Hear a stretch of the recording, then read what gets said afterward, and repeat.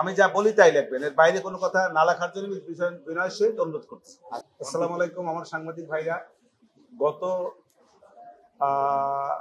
Last অকেশনে, তারিখটা আমার মনে নাই, আমি একটি প্রেস ব্রিফিংয়ে বলেছিলাম যে আপনাদের প্রশ্নের আলোকে বলেছিলাম, না সরি প্রশ্নের আলোকে না, আমি লার্নেড কোর্টে কিছু বক্তব্য দিয়েছি, সেই বক্তব্যটাকে ব্যাডলি কিছু সোশ্যাল মিডিয়ার কিছু লোকেরা ব্যাডলি উপস্থাপন করেছে, যেটাকে সেই ব্যাডলি উপস্থাপন করাটাকে আমি নিন্দা জানাই। আর সেটা এইভাবে করেছে, লার্নেড কোর্ট আমাকে জিজ্ঞাসা করেছিল যে আপনি যে সাংবাদিকের কাছে বলেছেন যে আপনার আসামি খালাস পাবে, এটা আপনি কিভাবে বলবেন?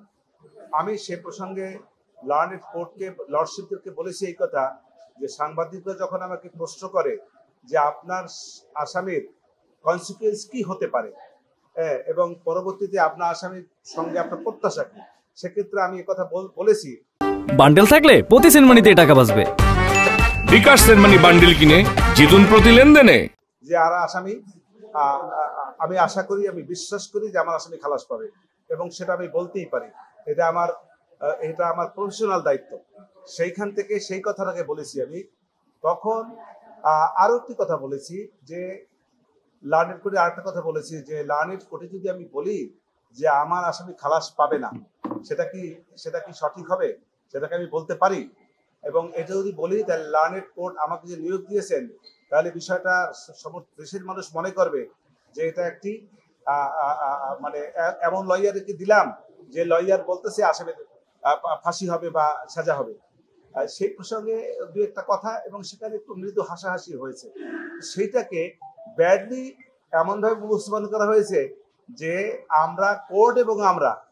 কোর্ট এবং প্রসিকিউশন এবং আমি স্টেট ডিফেন্স, আমরা নিজস্বভাবে আলাদা আলাদা বক্তব্য করে এরকম বাজে ভাবে উপস্থাপন করা হয়েছে, যেটা যারা করেছেন আমি জানি এর সাংবাদিক আপনারা করেন নাই। এক শ্রেণীর অসাধু লোকেরা, অপসাংবাদিকতা না, এটা সাংবাদিকরা করেন না, এর অপসাংবাদিকতাও না, বিষয় হলে এক শ্রেণীর অসাধু ইউটিউবাররা বিভিন্নভাবে বিকৃত করেছে, যেটার জন্য আমি তাদের প্রতি নিন্দা জানাই।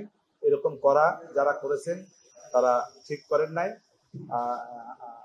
এটা এরকম ভবিষ্যতে আর এরকম কেউ কিছু করবে এটাও আমি আশা করি না। আবার কিছু বলেছে প্রথম আলু দিয়া এইভাবে লিখেছেন, ইটস ব্যাড। যা আমি বলবো আমার কথা যদি সরাসরি লিখবেন কোনো সমস্যা নাই, আমি যা বলি তাই লিখবেন, এর বাইরে কোনো কথা না লেখার জন্য বিনয়ের সহিত অনুরোধ করছি। আচ্ছা, আপনার এই কথার সাপোর্টে একটা জিনিস আপনি এইভাবে বলে দিতে পারেন, সাজেশন।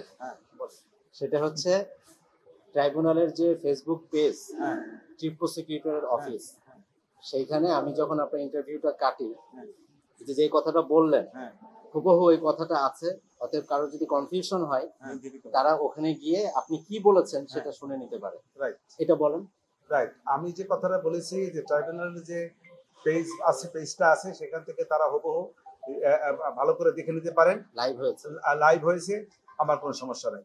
আমি যেভাবে তারা উপস্থাপন করেছে আমি ওইভাবে বলি নাই। অতএব যারা এইভাবে বাজেভাবে বিষয়টাকে এনেছেন তাদের প্রতি আমি নিন্দা জানাই।